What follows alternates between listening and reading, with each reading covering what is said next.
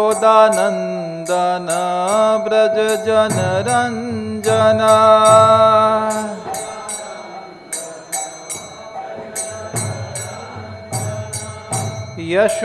यशोदानंदन ब्रज जन रंजना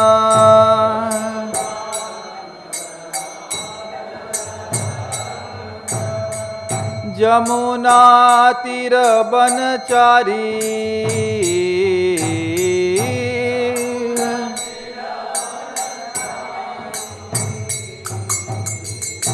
जमुना तीर बनचारी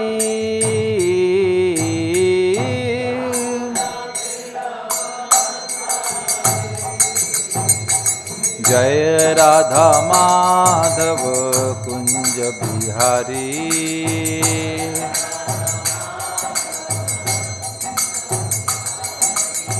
गोपी जन वल्लभ गिरिवरधारी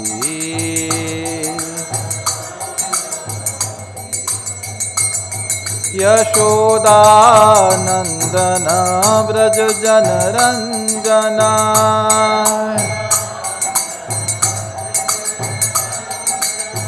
जमुना तीर बनचारी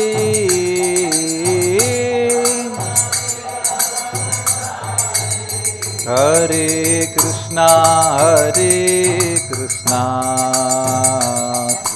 कृष्णा हरे हरे हरे राम राम राम हरे हरे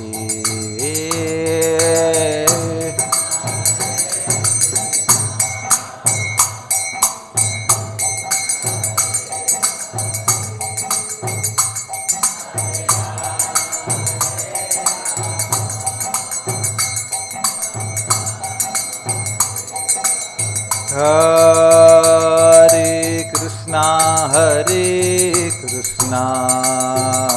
कृष्णा कृष्णा हरे हरे हरे राम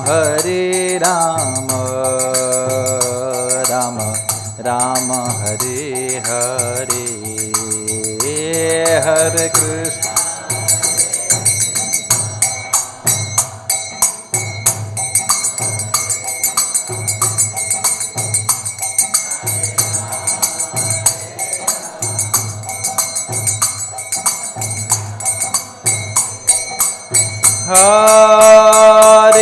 कृष्ण हरे कृष्णा कृष्णा कृष्णा हरे हरे हरे राम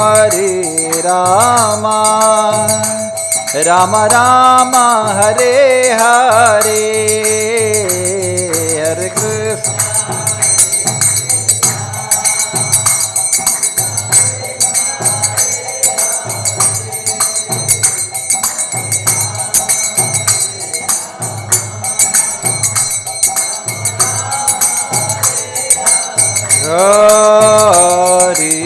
कृष्ण हरे कृष्णा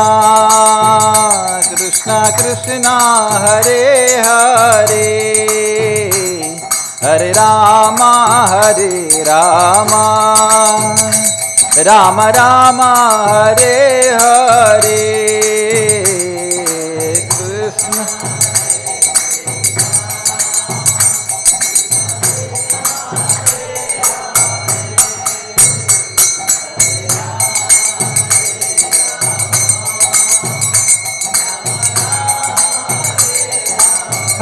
कृष्ण हरे कृष्णा कृष्णा कृष्णा हरे हरे हरे राम राम राम हरे हरे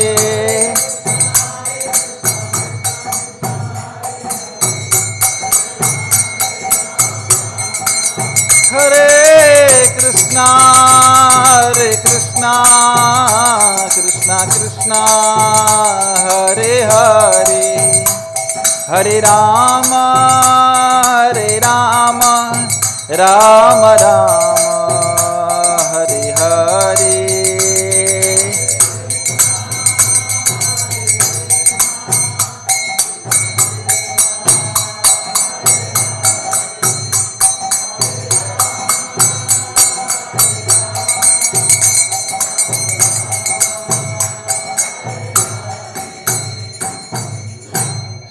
हरि नाम संकीर्तन की जय, श्रील प्रभुपाद की जय, श्रीमद् भागवत महापुराण की जय, निताय गौर प्रेमानंदे। Hare Krishna. So we'll start our Bhagavatam class.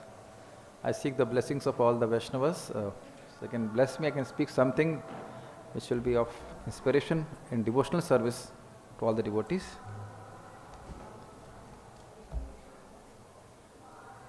So we are discussing from Srimad Bhagavatam, Canto 3, Chapter 23 and text number 52.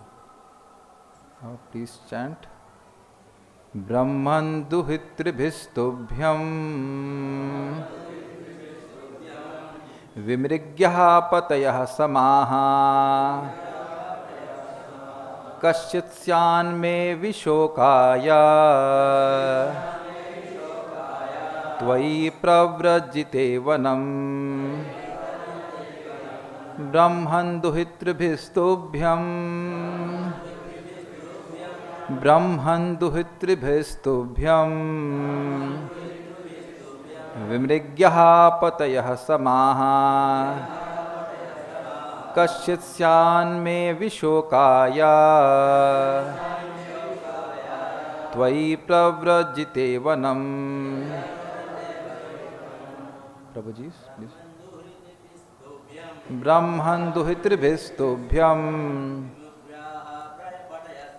vimṛgyāḥ patayaḥ samāḥ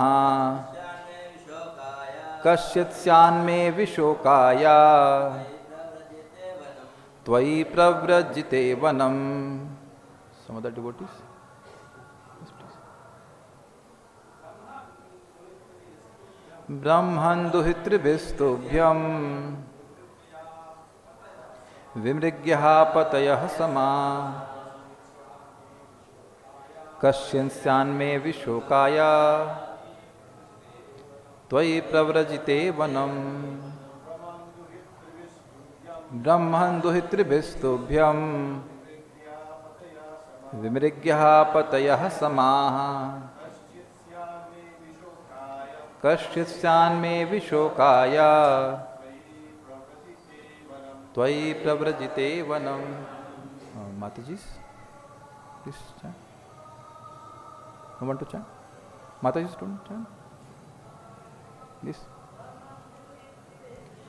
brahman duhitṛbhis tubhyam vimṛgyāḥ patayaḥ samāḥ kaśyit syān viśokāya tvayi pravrajite vanam. Translation.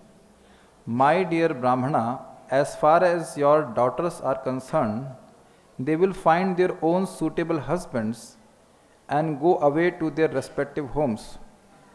But who will give me solace after your departure as a sannyāsī? Do we repeat translation also here? We do that? Okay. My dear Brahmana, as far as your daughters are concerned, they will find their own suitable husbands and go away to their respective homes. But who will give me solace after your departure as a sannyāsī? We'll read first word meanings now, like that. Brahman, my dear Brahmana, duhitṛbhiḥ, by the daughters themselves, tubhyam, for you, vimṛgyāḥ, to be found out, patayaḥ, husbands, samāḥ, suitable, kaśtit, someone, syāt, there should be, may, my, viśokāya, for solace, tvayi, when you, pravrajite, departed, vanam, to the forest. Purport. It is said that the father himself becomes the son in another form. The father and son are therefore considered to be non-different. A widow who has her son is actually not a widow, because she has the representative of her husband. Similarly, Devahūti is indirectly asking Kardama Muni to leave a representative so that in his absence she might be relieved of her anxieties by a suitable son. A householder is not expected to remain at home for all his days. After getting his sons and daughters married, a householder can retire from household life, leaving his wife in the charge of the grown-up sons. That is the social convention of the Vedic system. Devahūti is indirectly asking that in his absence from home, there be at least one male child to give her relief from her anxieties. This relief means spiritual instruction. Relief does not mean material comforts. Material comforts will end with the end of the body, but spiritual instruction will not end. It will go on with the spirit soul. Instruction and spiritual advancement is necessary, but without having a worthy son, how could Devahūti advance in spiritual life? It is the duty of the husband to liquidate his debt to his wife. The wife gives her sincere service to the husband and he becomes indebted to her, because one cannot accept service from his subordinate without giving him something in exchange. The spiritual master cannot accept service from a disciple without awarding him spiritual instruction. That is the reciprocation of love and duty. Thus, Devahūti reminds her husband Kardama Muni that she has rendered him faithful service. Even considering the situation on the basis of liquidating his debt towards his wife, he must give a male child before he leaves. Indirectly, Devahūti requests her husband to remain at home a few days more, or at least until a male child is born.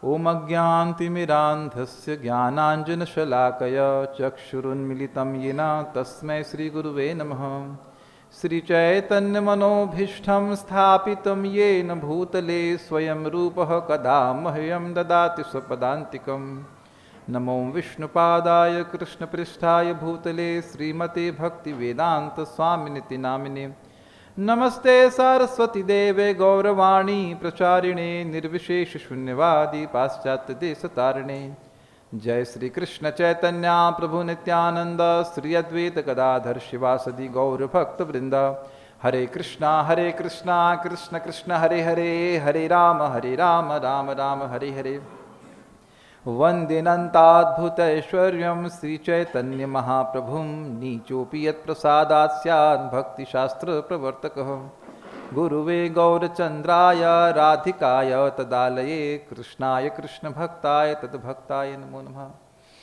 Hare Krishna. So we'll be again going to this purport, and I'll try to explain some things from the purport which are hitting me. Before we go into that, we will discuss the shlokas Sanskrit. Brahman.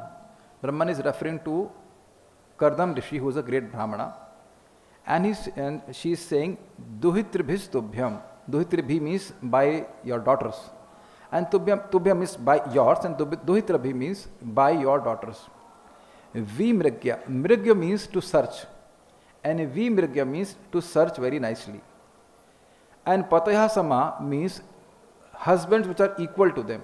Now, what does it mean?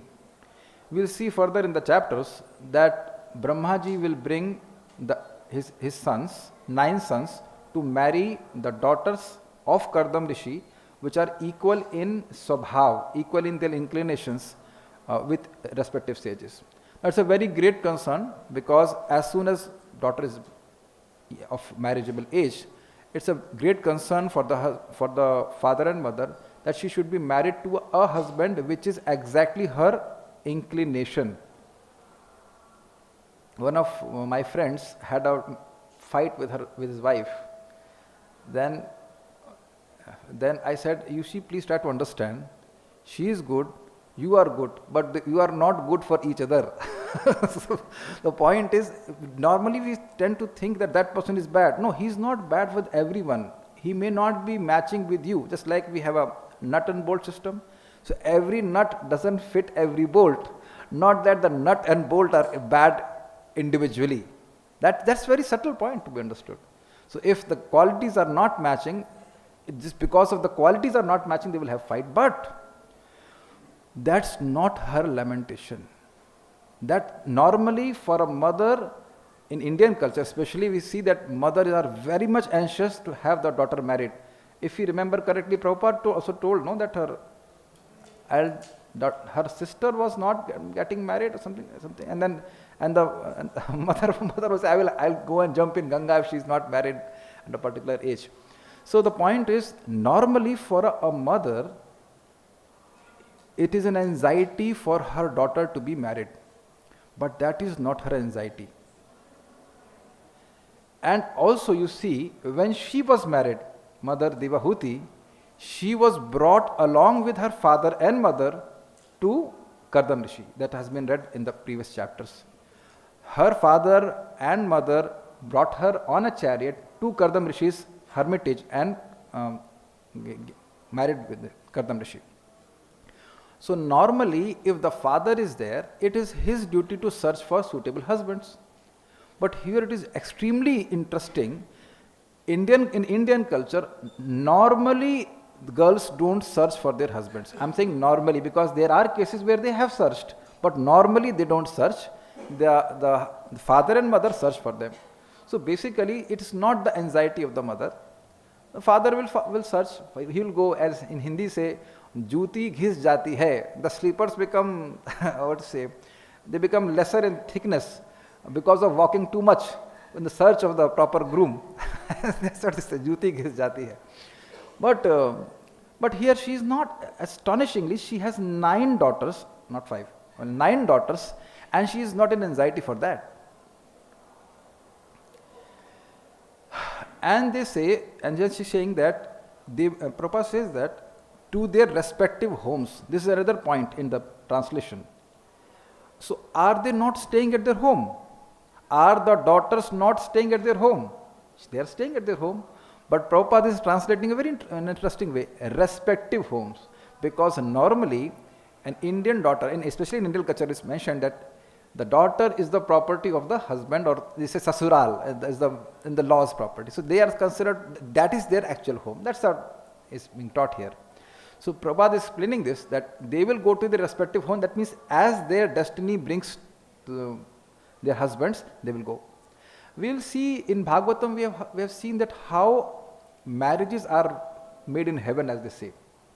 We see the case of Sharmishtha and Devani. I'm forgetting who was thrown in the well, but one of them was thrown in the well, and she was destined to, although she was a daughter of a brahmana, Shukracharya, she was destined to not marry a brahmana. So she was Devani, is it not? So Devani was thrown in the well, and then suddenly Yayati? No, not Yayati. Yayati comes, and then he pulls her up, and then they are married. So what she's trying to say, that destiny has fixed proper husbands for them. So that's why even though you are leaving, I'm not worried about their marriage. Then what are you worried about? Then she says, kaścit syān me viśokāya. Me means my, and viśokāya. See, the word is, there is a affix, V before shoka. Shok means lamentation. Now this is very interesting. Mother Devahūti has nothing to lament for anything material. The opulence which has been bestowed upon her by Kardama Rishi, most of the people are lamenting or hankering for such kind of opulences. Rather, not even people of this world. It has been mentioned in the previous chapters that even the demigods were appreciating and glorifying the palace, the moving palace of Kardama Rishi. They have not seen something of that sort. And I will also mention very important point. When Kardama Rishi was married, he was already always in trance and doing austerities. And Mother Devahūti, without caring for her body, she was serving the husband. So ultimately, when he came out of his trance and recognized the austerities of Mother Devahūti, so he wanted to give something which will destroy her lamentation. And that was not the palace. And that was not the kids. Prabhupada very clearly says that he was eager to bestow the benediction of love of God on Mother Devahūti. And there it is very clearly mentioned, viśokāya. That means I'm going to give you a benediction which will destroy all lamentation. Very clearly mentioned there. But at that time, Mother Devahūti was not interested in that. She said, I want progeny. I want association from you. Now, and that contract was there before the marriage itself. As soon as the kids are there, I will leave. It was no mention in the contract, boy or girl. So you see, the girls are there, so contract is not, I say, forfeited if he leaves. It is not forfeited. So she knows that he's going to leave and not going to come back, so she's not complaining about that. But she's mentioning one thing, and she's remembering that. We must remember that Devahūti, Mother Devahūti has opulences of 8 kinds of mystic perfections before her marriage. So how much exalted that lady must be, we cannot conceive of that. So now she has enjoyed with the husband for many, many years, and she is experiencing the bitterness of sense gratification, which again she will express in the next chapter. Asat indriya tarshanat. She will talk to her, she will request her son, Kapildev, Asat indriya tarshanat. Asat means which is temporary, which is of low quality. That is the very nature of sense gratification, is that it leaves the sense gratifier unsatisfied with the bitter sense of taste. It's not good. So she is saying, kaścit syān me viśokāya. I need someone who will destroy my lamentation. Again, I am coming to the same point. Mother Devahūti can be asked by her husband, what is there for you to lament? You have very nice, beautiful daughters, and you will have nice son-in-laws, obviously. You have a nice palace, you have 1,000 maid servants. I am not going to take them away with me. What is there for lamenting? All over the world, people are lamenting for this or not? The room is very small, I don't have bank balance. People are lamenting for these things. Very, very important instruction, which Prabhupada says this in the Purport. Relief, Mother Devahūti wanted a male child. Why? Because if there was another female child, she will be married and she will go to her in-laws' place. So she wanted a male child, or not a useless male child, but a male child who can give relief from lamentation. A very important point Prabhupada explains, relief does not mean material comforts. Now this is a revolutionary concept, because normally we say, what a relief. What a relief means, if it is very, very cold, then I got a warm room, what a relief. If we go into a very warm zone and then we have very air conditioner, what a relief. If we are hungry, we get nice prasadam in maybe Gada Bhavan or something, what a relief. But what kind of relief is this? I'll explain to you. There's a story Prabhupada says. Was a woman, she was to cut wood, and bring, and that's how her business was. So one time she was bringing wood and it was very, very heavy. Somehow she was praying to Krishna, oh God, please help me. So the God came up in front of her and said, what do you want? She said, please take this load from here to my left hand side. That is what relief is. So relief will be there on the right side, and the anxiety will be on the left side. That's what this world is. So Prabhupada says, very amazing point, relief does not mean material comforts. Why relief does not mean material comforts? Anything material cannot touch the soul. Anything material cannot touch the soul. It is I'm not saying anything new. Lord Krishna speaks in Bhagavad Gita, it cannot be cut by fire, it cannot be burned by fire, it cannot be cut by weapons. Nothing material can touch the soul. And that's why those who have no spiritual contact, no matter what is given to them, they will feel unhappy.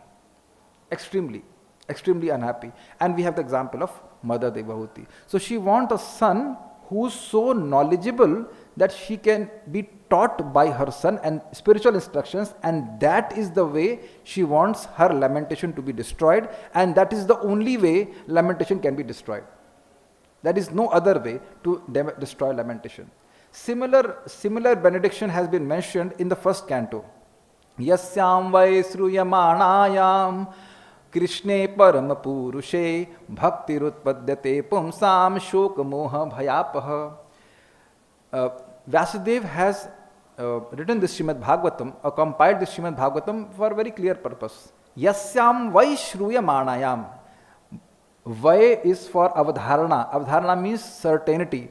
Definitely, anyone who is hearing this Srimad Bhagavatam.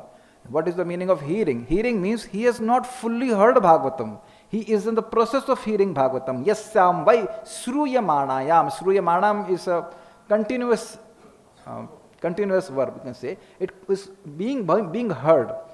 So then, Krishna Paramapurushe, Lord Krishna, who is the Parampurusha, in him, bhaktir utpadyate, bhakti becomes manifest. And what is the side benefit of it? Shok moh bhayapaha. Shok, that means lamentation. Bhay means fear of future. And moh, which is experience in the present, they are all removed. So I hope you are able to relate this point. Viśokāya means I want to hear Bhagavatam from that son, and he will teach. The next chapter of Bhagavatam is by Kapil Dev. He will teach Bhagavatam to Mother Devahūti, and her lamentation will go. I will not only next chapter, several chapters thereafter will be taught by Kapil Dev. Now, the word kaścit only means someone. Does it mean son? It doesn't mean son. So how it is derived that it means son? Kaścit means someone. Someone means someone. Someone must be there. Then Kapil Dev can say, Kardama Rishi can say, there are 1,000 maid servants here. There are so many people here. You won't feel alone. Is it not astonishing? 9 girls are there and 1,000 maid servants are there.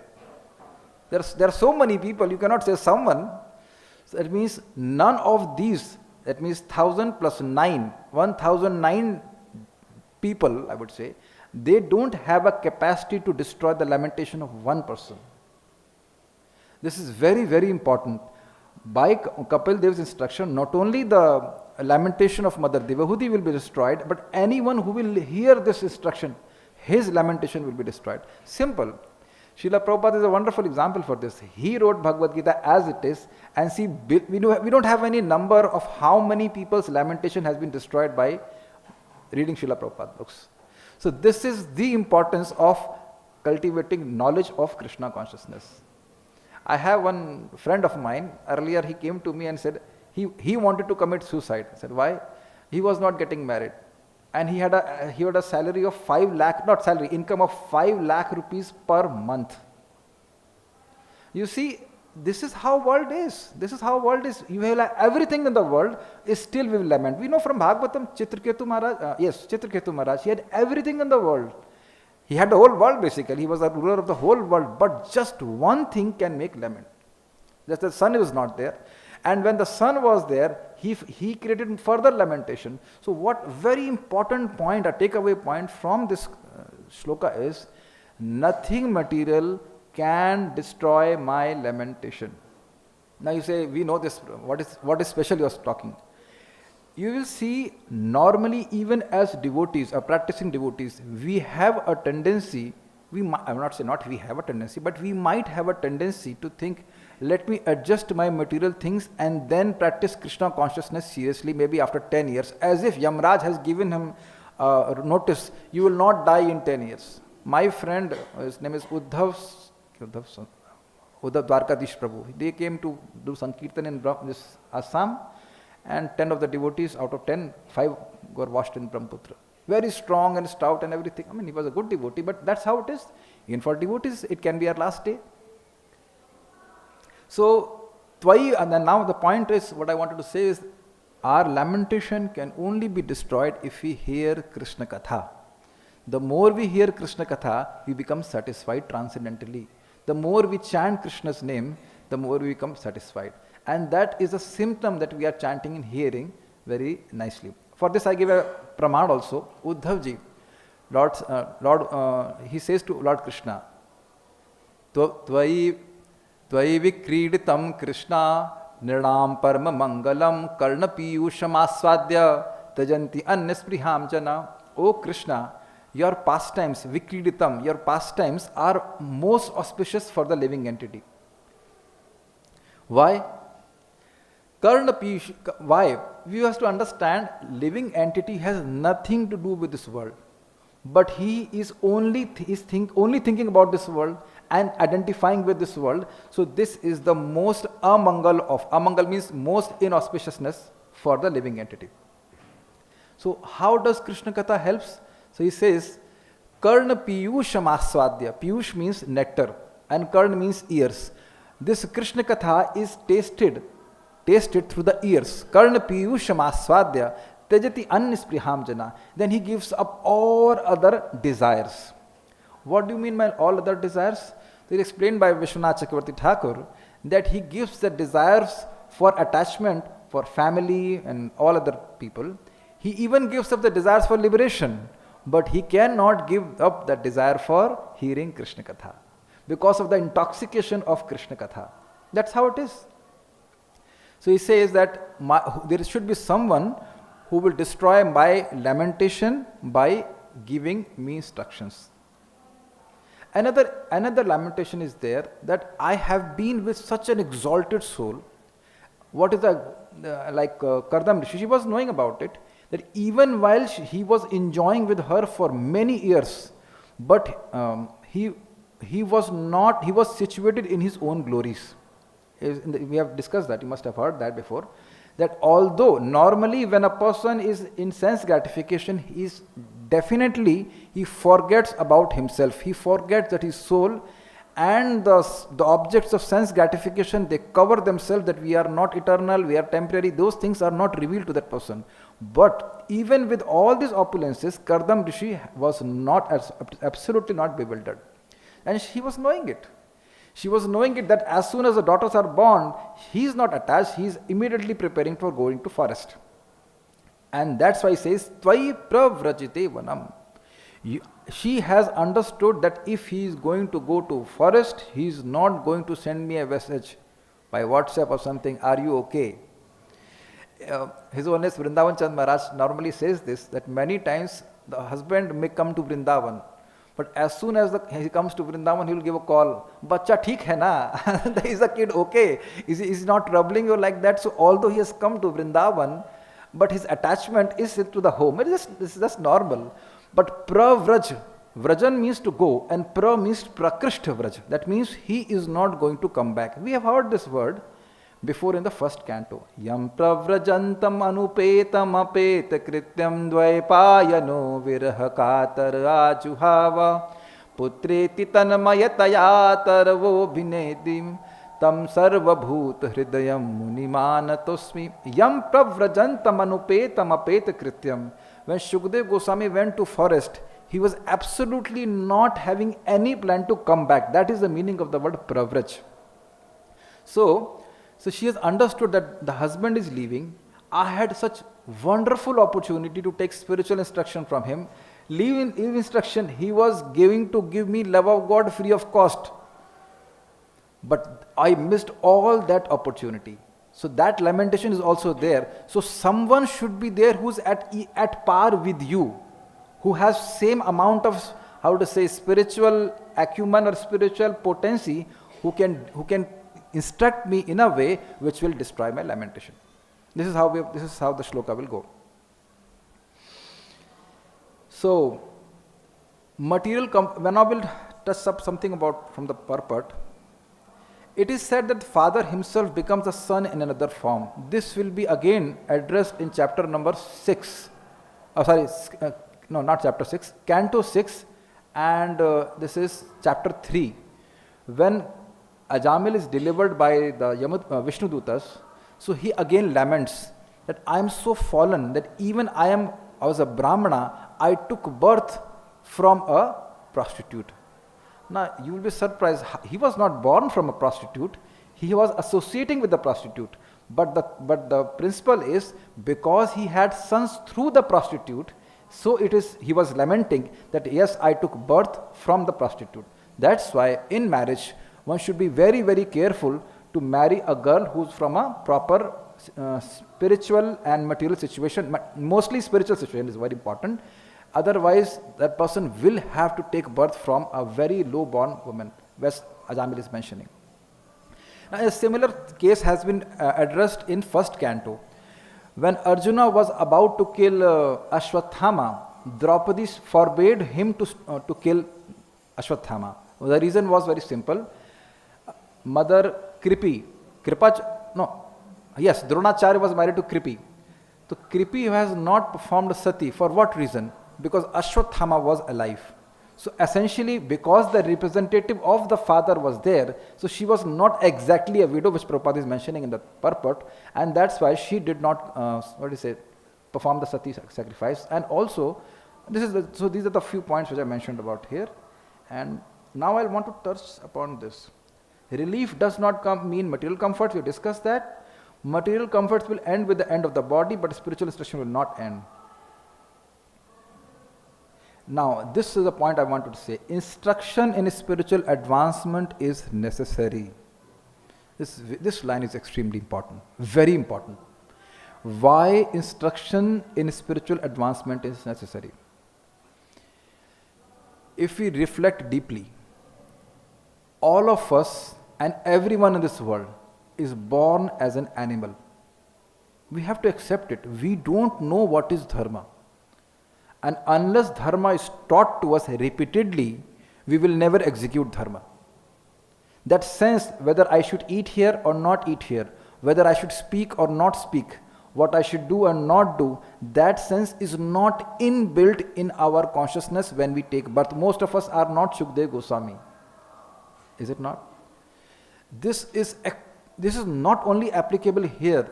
Devotees also understand that unless I speak to the person in front of me, Jare Dekho Tare Kahu Krishna Pradesh, he has been forced to take birth as an animal. He has been forced to live like an animal because of the present education system, and he will be forced to die like an animal because of the situation here. That's how devotee actually feels. I personally feel like this. I was living like an animal with no conception of dharma. One friend of mine, not friend but relative of mine, he said, "What is this varnashram dharma?" He does not even know what is varna and ashram. Indian I'm talking about, from a brahmana family. What is varna and ashram? When one lecture, Prabhupada is speaking in West, some college, and some Indian girl asks Prabhupada, "Who is God?" And Prabhupada chastises her. You are from a land of God and you don't even know who is God? So this is because of the education system. So that's what Prabhupada is saying, instruction in spiritual advancement is necessary. Same thing has been mentioned in the first canto, second chapter, Bhaktya Shruta-grahitaya. Bhakti which has been established by Shruti, by hearing Shruti. So what I wanted to say on this point is, for spiritual advancement, we must know what is spiritual advancement, and for that we need instructions. When I was getting initiated, His Holiness Radhanath Maharaj gave a speech, initiation speech, and he was very interesting statement he mentioned that I remember. Don't think initiation will liberate you. And that's interesting, because many times in India, people think I have been initiated, so I am liberated. That's very interesting and heavy also. Don't think that initiation will liberate you. What does Maharaj want to say? There is a whole life ahead of you where we need to take instructions. And sometimes in our heart, there is a contamination that I know this. But we must remember that when we learn and then we relearn things. I personally feel every time when I read Prabhupada books, actually we read every day, there is something to be corrected in me. You have felt also like that? Every time we read Prabhupada books, there is something to be corrected. Oh, I am not that big a devotee as I am thinking. There is something to be corrected in my consciousness. Why? Because I am not feeling unlimitedly blissful. That means something has to be improved upon myself. So Prabhupada is saying very clearly, instruction in spiritual advancement is necessary. Also, why it is necessary? Because being conditioned, even if we hear sense gratification is poison, again we forget. So what should I do? Again we should hear that it is poison, till the point it begins to feel like poison. Another reflection on this point is that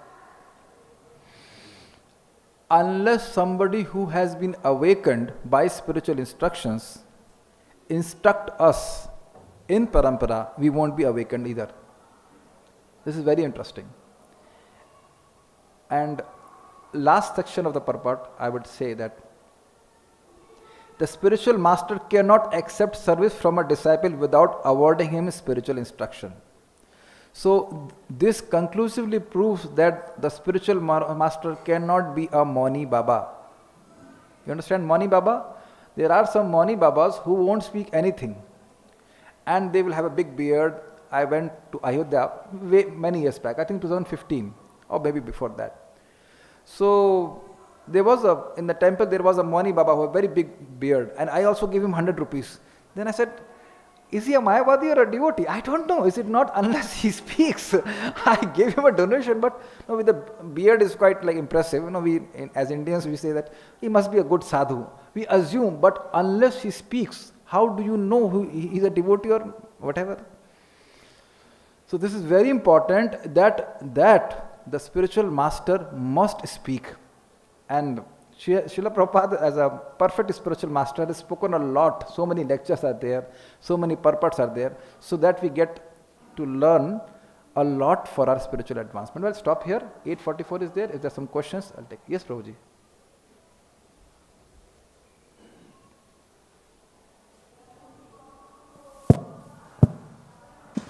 Hare Krishna. Thank you, brother.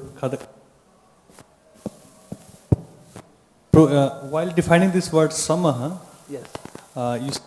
This samāḥ means similar inclination between the boy and girl. So suppose at the time of marriage they have similar inclination, but through the passage of time they may change also their inclination. So change their inclination. So how they should interact? Okay. I hope you got the question. The question is if the husband or would-be husband, we can say the girl and boy are having same inclination at the time of marriage, and later on they change, it doesn't happen like that. If it is properly, you see, have you ever told to someone, Prabhuji, this is my nature, Prabhuji, it doesn't change? The svabhav is not going to change. Normally people look at the face, but the face is changing and the face will change completely. Is it not? I understand the point. But can someone raise hand and accept that your nature has changed? we got purified, and unless somebody is Sukdev Goswami and like completely transcends the modes of material nature, that's a different thing. But for most of us, we are engaging our nature in Krishna's service, and that is very nice. Because Arjuna also was going to be a fighter only after Bhagavad Gita. He did not change. So when the qualities are matched, the inclinations are matched, they will gel together actually. You see, when we come together to hear Krishna Katha, then husband and wife, they become more gelled together because they know this person is helping me in Krishna consciousness. Is it not? It makes sense to the... So if a person is helping you more and more in Krishna consciousness, will the relationship evolve, or I would say devolve? It will evolve more and more. But if the inclinations are different, the husband is waking up 3 a.m. and wife is waking up maybe 9 a.m., then it won't work. It doesn't work like that. So it doesn't change. We have not heard in Bhagavatam that any of the girls of Devahūti had divorce. No. And you will see further that they have been matched very nicely. Actually, Brahmaji himself had matched, so there is no question of a mistake like that. So, any other questions? Or yes, Mataji. Yes, Prabhuji, please.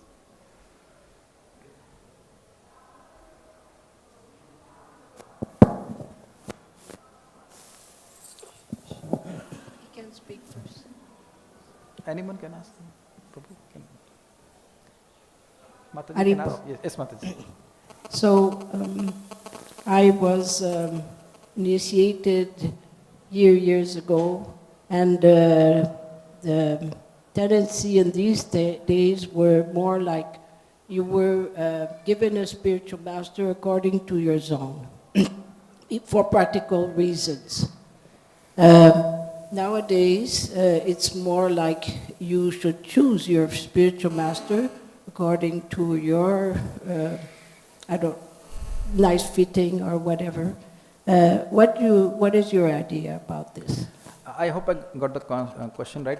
Now, earlier it was the spiritual master was assigned, and now it is said that you choose your spiritual master. Mataji, in 4th canto, Srila Prabhupada explains very clearly that normally one's most prominent Siksha Guru is also his Diksha Guru. Here we have said instruction in spiritual advancement is necessary. The relationship with the spiritual master is primarily through Shiksha. Guru Maharaj, I bow down at your lotus feet, but I won't follow anything you tell me. So it doesn't work, is it not? And spiritual inspiration cannot be forced. Just like I can give a lecture here, I'm giving, but I can't force a person to like this lecture. Can I? I can speak what is my capacity, I'm trying to speak and present this. But I can't force it. I have very simple, like I have my Siksha Guru, His Holiness Vrindavan Chandra Maharaj. So he will speak the whole lecture and he will make one statement which will change my life. And every time I hear his lectures, I'm looking for that one statement which Maharaj has planned to instill in my heart. It's going in my heart again all throughout the day. He's my Siksha Guru. And it's only by his blessings I have some taste for Bhagavatam. So this is not forced. If somebody says you don't, I'm just saying, if somebody tells me you don't hear the lectures of Maharaj, if somebody says, I'm not going to listen to him. You understand?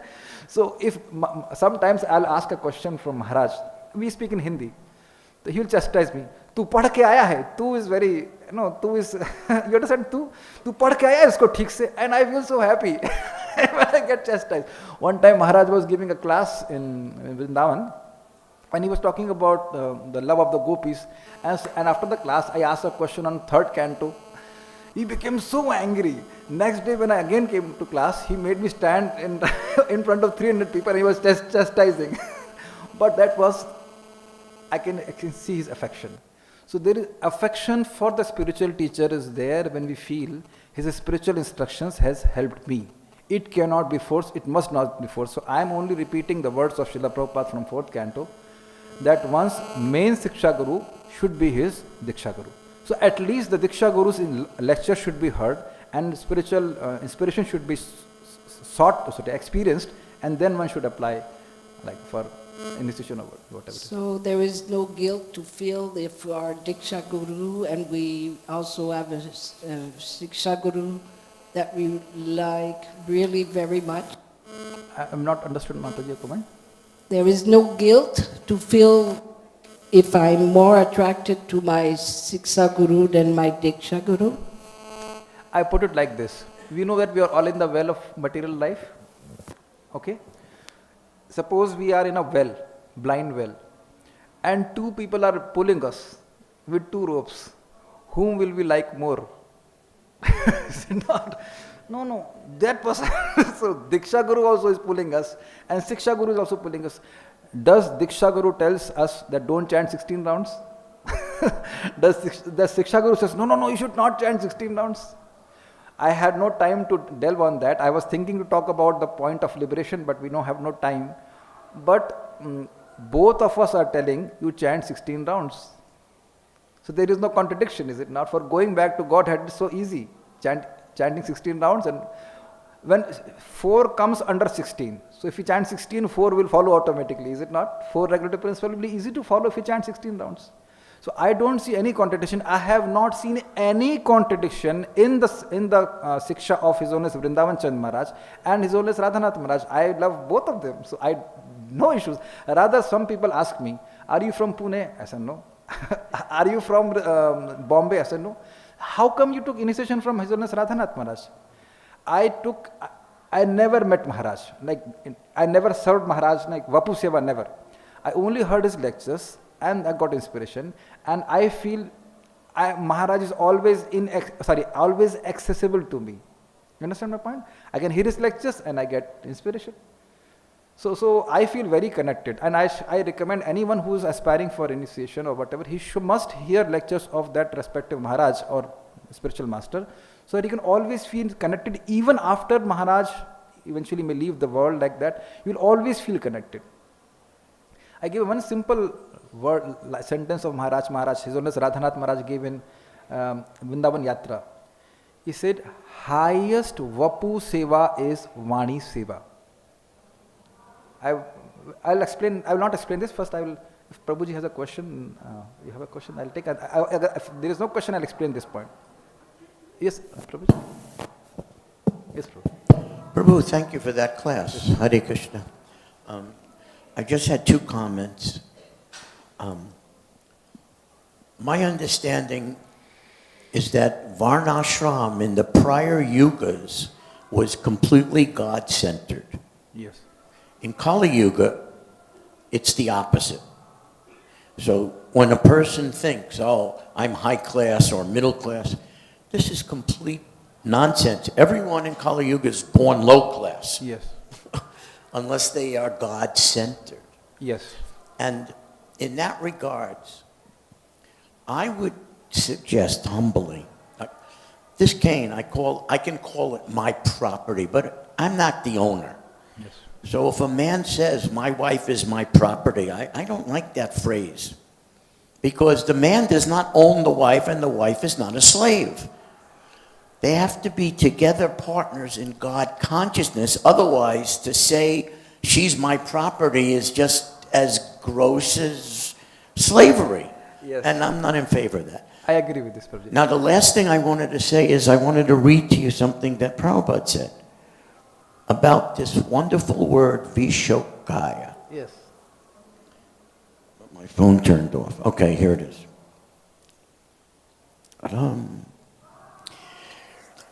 In trying to absorb the mood of Prabhupada, what gives solace, he wrote, this is in 1974, regarding sales figures, book sales. Yes, sales. Regarding sales figures, please endeavor in this way. The sales figures, this is the only solace in my life. When I hear that my books are selling so nicely, I become energetic like a young man.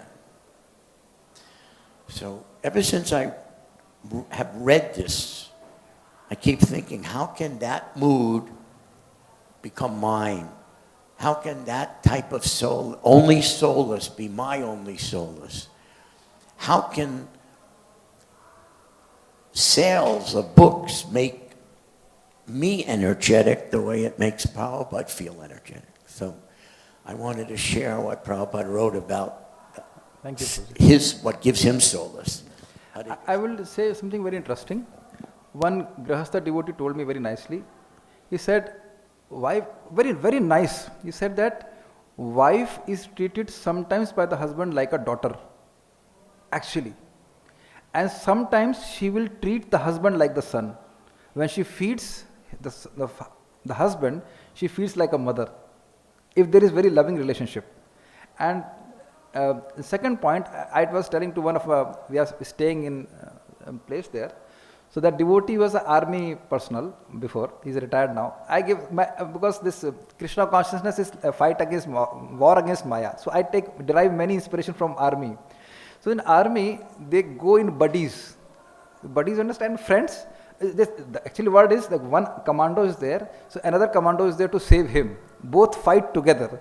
So as I told to Prabhuji that Prabhuji, you wake up 3 a.m. and Mataji is your buddy.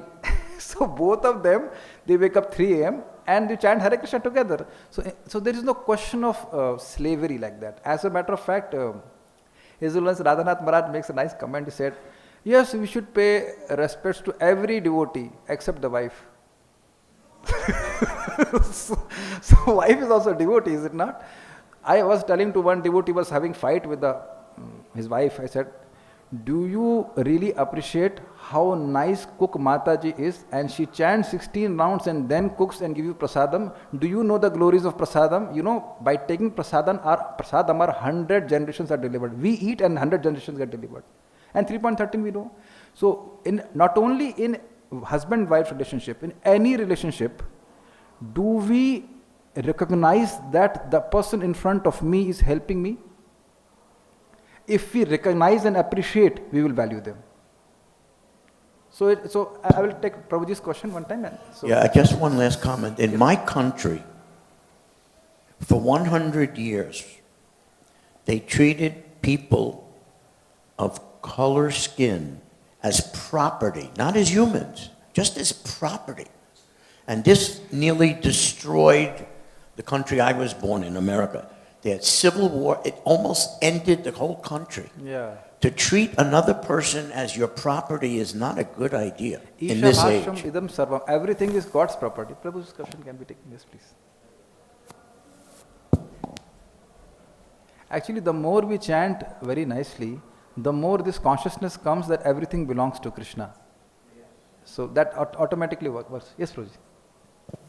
You were speaking about how, like, a husband and wife, they're not the same swabhava, right? No, swadharma, I'm sorry. It was very difficult for them to get along, but in Kali Yuga, everyone's born Varnasamkara. Yes. So there's one reference that has had a big impact on me. I'll just read it real quickly. This is from Bhaktisiddhanta Saraswati Thakur. Look within, amend yourself, rather than pry into the frailties of others. In this world of Maya, averse to the Lord, full of trials and tribulations, only patience, humility, and respect for others are our friends for Hari Bhajan. When faults in others misguide and delude you, have patience, introspect, find faults in yourself. Know that others cannot harm you unless you harm yourself. Dasosmi, Srila Bhaktisiddhanta Saraswati Thakur. So it seems to me that, it's hard to know, what kind of person you're dealing with, because everyone's Varna Sankara, in Kali Yuga. But if we try to remove our anarthas, then our capacity to interact with others becomes substantially increased. Now, that may be off the wall a little bit, what I said, but there, we can do astrological calculations, and, well, yeah, we're a good match, or things like that. But it seems to me that just dealing with our own anarthas can really make relationships work, even though there may be some difference in, swadharma. Well, I did not use the word swadharma. I was just saying all of us have swabhav, which is not a point of object. We have a swabhav, like in this whole swabhav, that's the nature. See, we may all of us, the devotees here, some may have brahmanical inclinations. I won't say that we are purely brahmanas, but maybe somebody is more into shastra, somebody is into management. Such a wonderful, I must appreciate wonderful management of ISKCON Mayapur. The sound system is, I have been a manager of ISKCON Vrindavan as well for many years. I really appreciate. So those devotees who are doing it, they have that inclination that comes from within. I want to manage. Other devotees may just like to clean the temple. They don't want to. They're all equal in spiritual context. But we have to accept that. We are all accepting that we all have our swabhav also. And as far as Varna Sankar, well, we may be Varna Sankar or whatever, but it's over time, so I'll just refer to 3.33.7. What does the holy name do to Varna Sankars? Aho bata swapachato gariyan yaddiva agre vartate nam tubhyam te pustapah juvunu sasnurarya brahman churnam grananti yete. So Mother Devahūti is telling to Kapil Dev, oh, how glorious are those who on whose tip of the tongue, not the mind, they are not able to chant through the mind, Hare Krishna, simply tip of the tongue, one name comes, they are better than the Brahmanas. They are better than the Brahmanas. So I am seeing only Brahmanas here.